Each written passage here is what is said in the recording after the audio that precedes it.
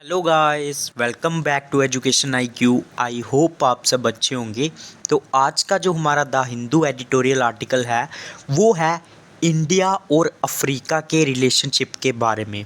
Africa आपको पता है एक कॉन्टिनेंट है, और इंडिया और अफ्रीका का इस टाइम पे क्या रिलेशनशिप चल रहा है, क्या उनके बीच में जो है वो सिचुएशन चल रही है, आपको पूरी इस आर्टिकल को समझने के बाद मतलब पढ़ने के बाद समझ में आ जाएगा। तो सबसे पहले हम लोग हेडिंग समझते हैं। हेडिंग क्या लिखा हुआ है? A new chapter in Indian Africa ties can be written. तो मतलब एक नया अध्याय, एक नया चैप्टर इंडिया और अफ्रीका के जो टाइज हैं, जो रिलेशनशिप है, कैन बी रिटन मतलब एक नया अध्याय इंडिया और अफ्रीका के रिलेशनशिप में लिखा जा सकता है। ये इस हेडिंग का मतलब है। अब इसके अंदर में क्या लिखा हुआ है, एक एक लाइन को मैं आपको हिंदी में पढ़ाऊंगा। कोई भी डिफ़िकल्ट वर्ड मीनिंग आएगा, कोई भी इंपॉर्टेंट टर्म आएगा, तो वो मैं आपको उसको साथ साथ में नोट करवाता चलूँगा, ठीक है।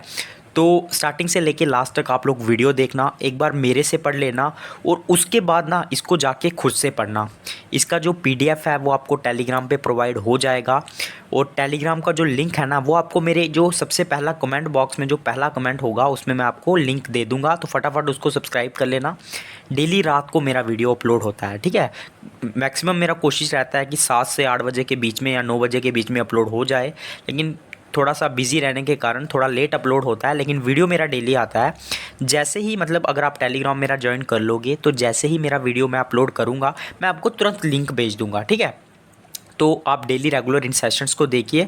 सबसे पहले हम लोग आज का द हिंदू एडिटोरियल आर्टिकल पढ़ते हैं। तो स्टार्ट करते हैं आज का the Hindu editorial article without any time waste. तो क्या लिखा हुआ है? There is a slow realization that Africa, a continent accounting for nearly 17% of world's population today and reaching 25% in 2050, needs to be studied closely। मतलब ये ना हमारी बहुत स्लो रियलाइजेशन है, मतलब बहुत हमने कम रियलाइज़ किया है, इस चीज़ को महसूस किया है कि जो अफ्रीका है एक कॉन्टिनेंट जो लगभग जिसमें 17% वर्ल्ड की पॉपुलेशन रहती है आज के टाइम की अगर हम लोग बात करें, और ये 25% तक पहुंच जाएगी 2050 तक, ठीक है। इसको हमें जो है ना क्लोजली स्टडी करना चाहिए। तो इस चीज़ को हम बहुत कम रियलाइज़ करते हैं, महसूस करते हैं कि ये जो कॉन्टिनेंट है वो काफ़ी इंपॉर्टेंट है। 17% पॉपुलेशन जो है पूरे वर्ल्ड की वो इस कॉन्टिनेंट में रहती है। तो इसे हमें जो है वो क्लोजली स्टडी करना चाहिए। नीड्स टू बी मतलब इसकी ज़रूरत है। Y? Because India's rise as a global player is inevitably linked to the kind of partnership it enjoys with Africa। ऐसा क्यों है, क्यों हमें इसे क्लोजली स्टडी करना चाहिए? क्योंकि इंडिया जो एज ए ग्लोबल प्लेयर मतलब पूरे वर्ल्ड में जो इंडिया एक राइज कर रहा है वो लिंक करता है, एक संबंध रखता है कि वो किस तरह की पार्टनरशिप, किस तरह के उसके रिलेशन हैं अफ्रीका के साथ। इनएविटेबली का मतलब होता है मतलब डायरेक्टली ये जो है वो लिंक करता है। उसके बाद क्या है? In the past 15 years and specially since 2014 India Africa relations have developed steadily but more progress is achievable. तो लगभग पिछले 15 साल से और अगर हम लोग 2014 से बात करें तो इंडिया और अफ्रीका के रिलेशनशिप है ना वो मतलब स्टेडली का मतलब होता है धीरे धीरे जो है ना वो ग्रो हुए हैं, डेवलप हुए हैं, लेकिन मोर प्रोग्रेस इज़ अचीवेबल, लेकिन हम लोग और प्रोग्रेस जो है ना वो अचीव कर सकते हैं, अभी भी काफ़ी ज़्यादा जो है वो स्कोप है।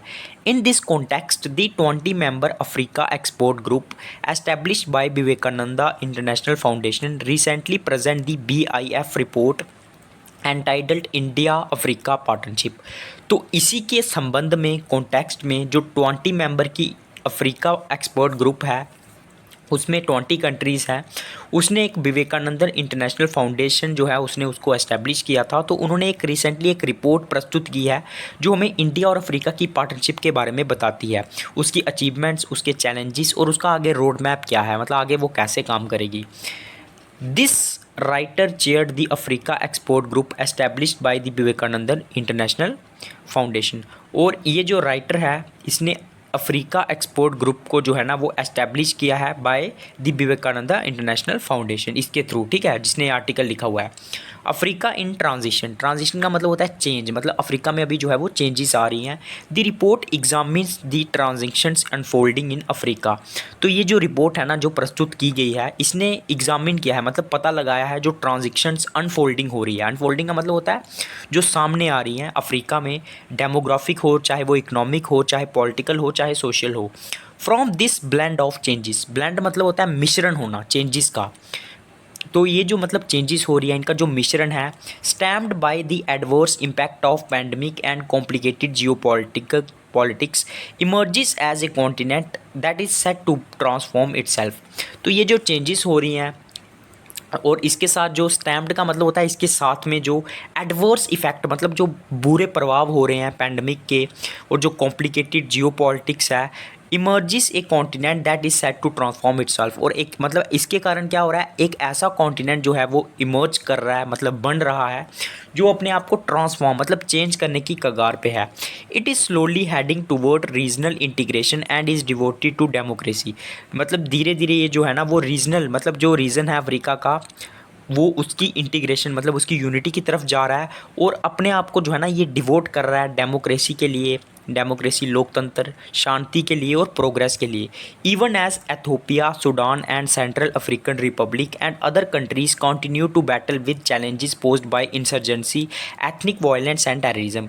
लेकिन हालांकि क्या है, जो कुछ कंट्रीज़ हैं अफ्रीका की, जैसे एथोपिया, सूडान या फिर सेंट्रल अफ्रीकन रिपब्लिक, ये कुछ ऐसी कंट्रीज़ हैं और इसमें कुछ और भी ऐसी कंट्रीज़ हैं जो बैटल कर रही हैं, जो लड़ाई कर रही हैं, जो चैलेंजेस उनके सामने आ रहे हैं इंसर्जेंसी के। इंसर्जेंसी के मतलब जो गवर्नमेंट के ख़िलाफ़ जो लड़ाई रहती है ना, कुछ अपने ही लोगों की, अपने ही देश के लोगों की जो गवर्नमेंट के खिलाफ लड़ाई रहती है, जिससे वो वायलेंस करते हैं, उसको बोलते हैं insurgency.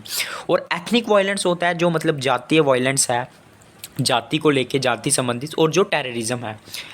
Superimposed on this landscape is the sharpening competition among at least half a dozen external partners such as China, Russia and United States, European Union, Japan, Turkey and UAE for strengthening their relation with parts of Africa to ensure market access।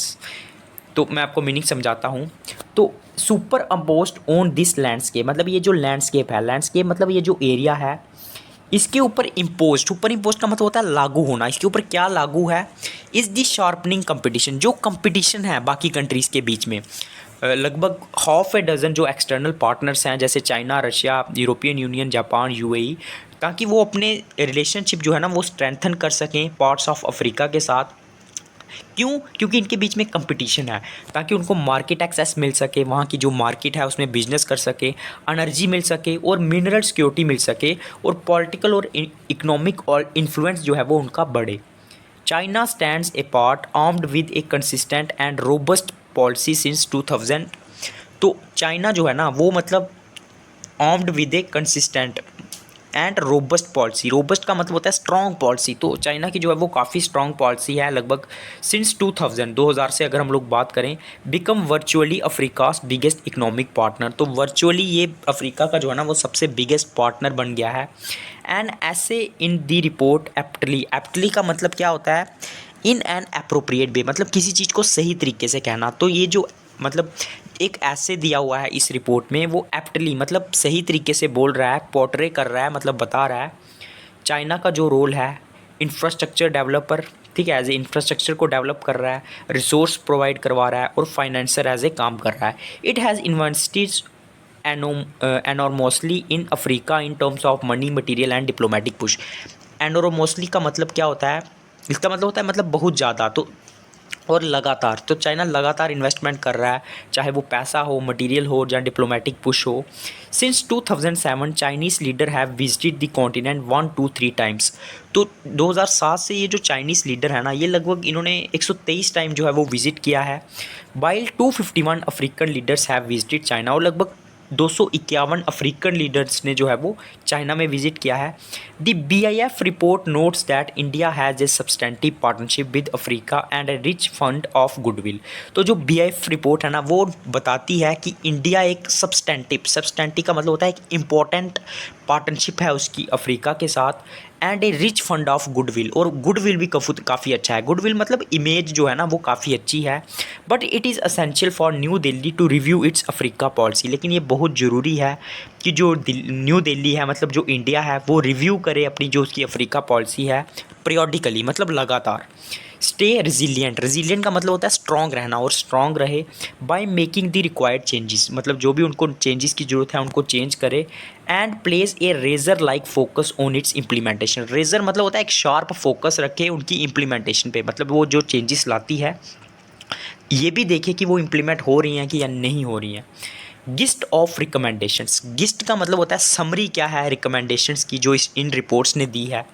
This central part is road map 2030, जो central part है ना Africa का वो पूरा road map है, मतलब नक्शा है 2030 का। A set of nearly 60 policy recommendations that are design to deepen and diversify the India African partnership. तो लगभग 60 पॉलिसी की रिकमेंडेशन दी गई है जो डिज़ाइन की गई हैं ताकि डीप हो, अच्छे रिलेशन हो और डाइवर्सिफाई मतलब अलग अलग रिलेशंस हो इंडिया अफ्रीका पार्टनरशिप के। और इसमें 4 एरियाज़ को कवर किया गया है। First, political and diplomatic cooperation should be strengthen by restoring periodic leader summits through the medium of India Africa forum summit. तो पहला ये है कि जो पॉलिटिकल और डिप्लोमेटिक कोऑपरेशन है ना, सहयोग है, उसको स्ट्रेंथन करना चाहिए। जो पीरियोडिक लीडर समिट्स मतलब जो बार बार समिट होते थे, सम्मेलन होते थे लीडर्स के इंडिया अफ्रीका फॉर्म समिट के थ्रू, उनको हमें दोबारा से रिस्टोर करना चाहिए। The last summit was in 2015, ये जो सम्मेलन लास्ट हुआ था वो 2015 में हुआ था। तो इसको रिस्टोर करके हम लोग जो पॉलिटिकल और डिप्लोमेटिक कोऑपरेशन है उसको स्ट्रॉन्ग कर सकते हैं। Besides, a new annual strategic dialogue between the chairperson of the African Union and India's external affairs minister should be launched in 2023। इसके अलावा एक न्यू एनुअल स्ट्रैटेजिक डायलॉग जो चेयरपर्सन है अफ्रीकन यूनियन के और जो इंडियन एक्सटर्नल अफेयर मिनिस्टर्स हैं वो लॉन्च होना चाहिए 2023 में। ठीक है, एक मतलब डायलॉग मतलब एक बातचीत शुरू होनी चाहिए जो इनके चेयरपर्सन्स हैं, चाहे वो अफ्रीका यूनियन हो और जो हमारे इंडियन एक्सटर्नल मिनिस्टर्स हैं। इससे भी हमारे रिलेशनशिप बेटर हो सकते हैं। Another recommendation relates to forging consensus among G20 members on the AU's entries into the G20 as a full member. एक और रिकमेंडेशन है जो रिलेट करती है, फॉर्गिंग का मतलब होता है बनाना, मेक। तो हमें जो है ना कंसेंसिस का मतलब होता है सहमति बनाना। G20 के जो मेंबर्स हैं उनके बीच में सहमति बननी चाहिए। AU मतलब जो ऑस्ट्रेलिया कंट्री है उसकी एंट्री होनी चाहिए G20 में as a full member. Action is now under way, मतलब इसके ऊपर जो है ना जो एक्शन लिया जाना है वो अभी हुआ नहीं है। Following prime minister Narendra Modi recent communication to G20 leaders requesting support for this personal. तो इसके ऊपर एक्शन लिया जा रहा है। नरेंद्र मोदी ने जो है वो रिक्वेस्ट भी की है, बात की है कि जो रिकमेंडेशन हम कर रहे हैं, जो हम रिक्वेस्ट कर रहे हैं कि हमें जो है वो इस प्रपोजल को जो है वो एक्सेप्ट करना चाहिए। ठीक है, the export group has also suggested that ministry of external affairs should have a secretly exclusively in charge of African affairs to further enhance the implementation and impact of Africa policy. तो जो expert group है उन्होंने भी suggest किया है चूँकि जो ministry है एक्सटर्नल अफेयर्स की should have A secretly exclusively in charge of African affairs, मतलब उसको जो है वो चार्ज लेना चाहिए पर्टिकुलरली। एक्सक्लूसिवली का मतलब होता है पर्टिकुलरली किसी चीज़ के बारे में जो अफ्रीकन अफेयर्स हैं, ताकि जो है ना जो पॉलिसी इंप्लीमेंटेशन है उसको इन्हेंस किया जाए, बढ़ाया जाए और अफ्रीका पॉलिसी के ऊपर इसका इम्पैक्ट पड़े। Second, on defence and security cooperation the government needs to increase the number of, अगर हम लोग सिक्योरिटी कोऑपरेशन की बात करें तो जो गवर्नमेंट है ना उसको जो डिफरेंस अटैचिस डिप्लॉयड हैं अफ्रीका में उसको हमें इंक्रीज़ करना चाहिए। डायलॉग बढ़ाना चाहिए, डिफेंस इश्यूज़ के ऊपर बातचीत करनी चाहिए। Widen the footprint of maritime collaboration, और जो पानी के संबंधित जो है वो कोलैबोरेशन हमें बढ़ाना चाहिए। And expand lines of credit to facilitate defence export, और लाइन ऑफ क्रेडिट मतलब होता है जो हम लोग लोन प्रोवाइड करते हैं ना दूसरी कंट्री को, ठीक है, कुछ शूट के ऊपर, उसको बोलते हैं लाइन ऑफ क्रेडिट। और लाइन ऑफ क्रेडिट फैसिलिटी को जो है ना उसको हमें बढ़ाना चाहिए। More can be done to increase the number of defence training slots and enhance cooperation in counter terrorism. और भी हम लोग बहुत कुछ इंक्रीज़ कर सकते हैं ताकि हम लोग जो डिफेंस ट्रेनिंग स्लॉट्स हैं और जो हमारा कोऑपरेशन है उसको इन्हेंस कर सकें, बढ़ा सकें, टेररिज्म को काउंटर करने के लिए, साइबर सिक्योरिटी के लिए और इमर्जिंग टेक्नोलॉजीज़ के लिए। उसके बाद क्या है, third the largest number of recommendations relate to economic and development cooperation. तो सबसे ज़्यादा रिकमेंडेशन है ना वो बात करती हैं इकोनॉमिक और डेवलपमेंट कोऑपरेशन की, सहयोग की। India Africa trade touches 98 billion in financial year 2023 is an encouraging development. तो जो इंडिया और अफ्रीका का ट्रेड बढ़ा है, लगभग 98 बिलियन तक पहुंच गया है, ये एक अच्छी डेवलपमेंट है। मतलब ये हमें हमारे अंदर इनकरेज करेगी हमें और ट्रेड बढ़ाने के लिए। This figure can go up if access to finance through the creation of an Africa growth fund is ensured. तो इस ग्रोथ को हम लोग जो है ना और भी जो है आगे बढ़ा सकते हैं, ग्रो अप कर सकते हैं, अगर हमें जो है वो फाइनेंस का जो है ना वो एक्सेस मिल जाए। एक्सेस का मतलब होता है परमिशन मिल जाए फाइनेंस के। तो इसके लिए हम लोग क्या है, अफ्रीका ग्रोथ ग्रुप जो फंड है उसको इंश्योर कर लें अगर, तो हमारे लिए फ़ायदा होगा। Special package of measures to improve project export and build up cooperation in the shipping domain has been suggested. और हम लोग एक स्पेशल पैकेज मेजर्स जो हैं ताकि हमारा जो प्रोजेक्ट एक्सपोर्ट्स हैं, जो हमारा कोऑपरेशन बढ़ाने के लिए है शिपिंग डोमेन में, उसको जो मतलब शिपिंग का एरिया रहता है उसको हम लोग बढ़ा सकें। Special focus on promoting trilateral cooperation and deepening science and technology cooperation could पे रिच डिविडेंड। डिविडेंड का मतलब होता है फ़ायदा। तो अगर हम लोग स्पेशल फोकस करेंगे हमारे जो ट्राइलैटरल कोऑपरेशन है उसको बढ़ाने के लिए और साइंस को डीपनिंग करने के लिए, ठीक है, विज्ञान को समझने के लिए, टेक्नोलॉजी के मामले में कोऑपरेशन करने के लिए, तो कुड प्ले रिच डिविडेंड, इससे हमें जो है ना अच्छा खासा फ़ायदा मिल सकता है। Fourth, socio cultural cooperation should be increase to greater interaction between universities. तो हम लोग जो है ना अपना सोशल कल्चरल कोऑपरेशन को भी इंक्रीज़ कर सकते हैं इंटरेक्शन करके यूनिवर्सिटीज़ के साथ, थिंक टैंक्स के साथ, सिविल सोसाइटी के साथ, मीडिया ऑर्गेनाइजेशन के साथ इंडिया में। और जो सिलेक्ट करेंगे हम लोग African countries, setting up national centre for African studies will be right step. तो अगर हम लोग नेशनल सेंटर खोलते हैं अफ्रीकन स्टडीज़ के लिए, ये भी एक अच्छा कदम होगा। Indian technical and economic cooperation and Indian council for cultural relation scholarship awarded to African should be named after famous African figures. तो जो हम लोग जो है ना स्कॉलरशिप देते हैं और जो टेक्निकल और इकोनॉमिक कोऑपरेशन करते हैं, ठीक है, जो और ये जो स्कॉलरशिप है ना Indian technical and economic cooperation, Indian council for cultural relation scholarship, इसको हम लोग जो है ना अवार्ड करते हैं। इसको हमें नाम देना चाहिए अफ्रीकन फिगर्स के ऊपर। Visa measures for African students who come to India for higher education should be liberalised. और जो वीज़ा दिया जाता है अफ्रीकन स्टूडेंट्स को जो स्टडी करने आते हैं हायर स्टडी इंडिया में, उसको हमें लिबरलाइज करना चाहिए, मतलब उसको हमें ओपन रखना चाहिए, उसमें कम रिस्ट्रिक्शंस लगानी चाहिए। They should also be given work visas for short period, और उनको वर्किंग वीज़ा भी देना चाहिए हमें कुछ समय के लिए। Finally the report suggest A special mechanism for implementing the road map 2030। Last में ये रिपोर्ट जो है ना एक चीज़ और सजेस्ट करती है कि कैसे हम लोग 2030 का जो रोड मैप है ना उसको बना सकते हैं, इम्प्लीमेंट कर सकते हैं। This can best be secured through close collaboration between MEA and national security council secretary through a team of officials working under a joint leadership of secretary Africa in the MEA and designated deputy national security adviser.